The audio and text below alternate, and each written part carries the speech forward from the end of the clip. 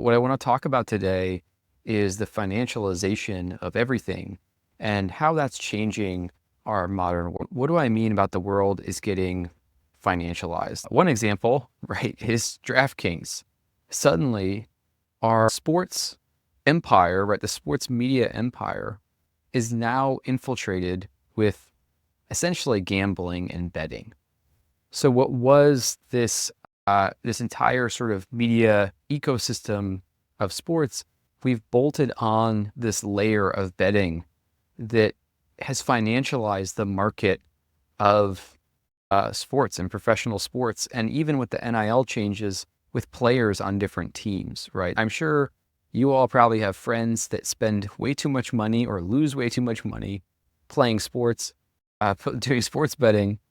And this isn't a political commentary. This isn't a right or wrong. I'm just trying to point out what's going on. We also saw on this latest election the rise of Poly Market. Now, Poly Market is essentially a sports book or a betting book type app that allows you to place bids on any type of global event that you might want to place a bet on. And if you paid attention during the election in November, what was fascinating is Poly Market showed updates that were more accurate than the news. So Poly Market called the election, if you were paying attention, hours before the media called the election this past November. And there's a lot of implications if you're thinking about even things like geopolitics, where having markets can help show you some fundamental understanding of truth about what might be going on. So this is pretty interesting right here, right? This can change, and I don't know how long, let's see how long this market's been around. And right now, this market is not a huge market, but it is pricing a fairly high chance of this type of event going on. So I'm not saying that's right or going to happen or not. What I'm saying is that we as average citizens have access into a window of data built on these markets that gives us some information, potential data points about what's really going on. Now, it might feel like to you that the world is, we're entering a world where there's not very much trust, right? How do I trust anything in the world anymore? How do I trust anything in the world where everything is AI and where politicians are lying and I can't believe them?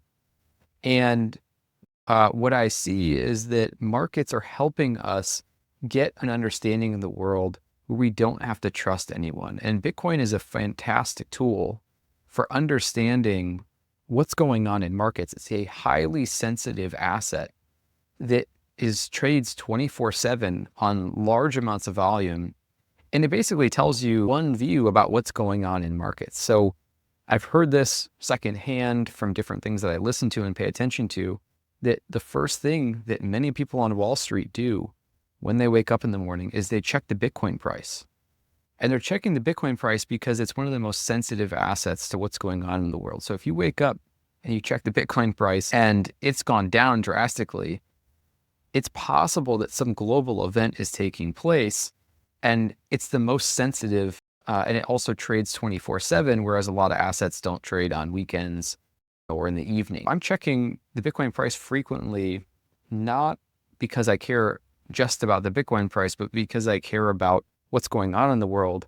And it's a market barometer for what's happening that I think is highly accurate, even though it might have some idiosyncratic events. So we see that sports has a financialization. We're now seeing the news have this financial layer that's giving us data and information. We're seeing that we can use markets just as you could typically the stock market, but potentially a more highly sensitive and useful asset to watch that gives you information about what's going on. And there's two other things that I want to show you here that, again, can just help ground you in the modern world. We now have a market for memes, for attention. We are monetizing memes that are popular on the internet. And why is that important? Why?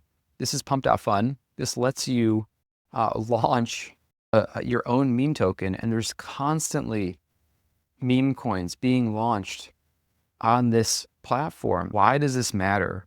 If you want to understand what's going on in the world, we can look at news-related and event-related markets But there's also cultural things that happen, right? You might remember Moo Dang from this year, which actually I'm pretty sure Moo Dang does have a Moo token. I don't even know if that's the right one. That's Moo Moo token.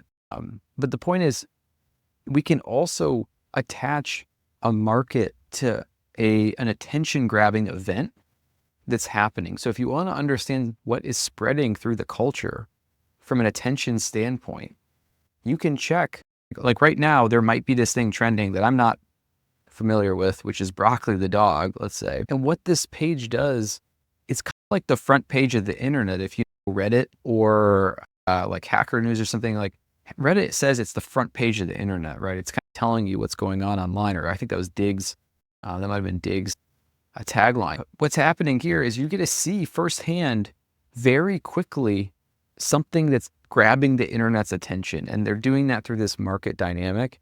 And so if you wanted to define Moo Dang early on, you could see Moo Dang's attention proliferate through the internet through a market dynamic. And so Pump.fun, it's like the news, but for internet culture is the way to think about that. So once again, we have another way of pricing and financializing where our attention is going. And our attention is extremely valuable, which brings me to my last point. Politicians understand that your attention is such a funny chart.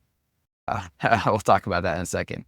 But politicians understand that your attention is valuable, right? The president of the United States has a meme coin.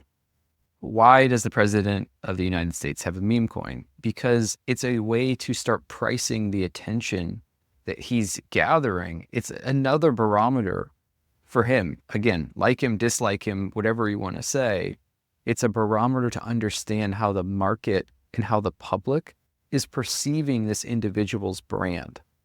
So it's possible that we'll see this token respond to actual current events in real time, actual decisions that are happening by our elected president. And you'll get to see, just like we have these polls that come out about presidential popularity, right? A Gallup poll or something, which might, who knows how often they take those polls. Even if it's weekly, this is immediate and real-time feedback with some nuance, of course, but immediate and real-time feedback on how the market perceives this individual. And I think it's likely that he and the team around him are aware of this as a mechanism for both gathering attention and, of course, also making money, which it probably was just a massive grift. And look at the chart. That said, it's interesting to think about what could happen in the future as this starts pricing his popularity effectively. There's other views on this in particular, but my point today is really bringing home this idea of financialization, using and learning the language of some of these applications so that you can understand the world better today. And instead of trusting individuals in the news, which we can do as well, you can start to use markets to better understand the world around you. So I hope this was a helpful overview in just getting a snapshot of what is currently happening. This isn't opinion. This is currently what's happening. And people are using these charts to better get a sense of the world outside of reading news, which is delayed and opinion. Markets create a different type of information that we can all consume. So anyways, I hope this is a helpful overview for you. You can let me know if you found it valuable, and I can do more deep dives on these types of topics related to things that I'm seeing that may be important for you to pay attention to as well. So that's it. I'll be back again very soon. Please let me know what you think, comment, send me a message or a DM, and we'll chat very soon. Later.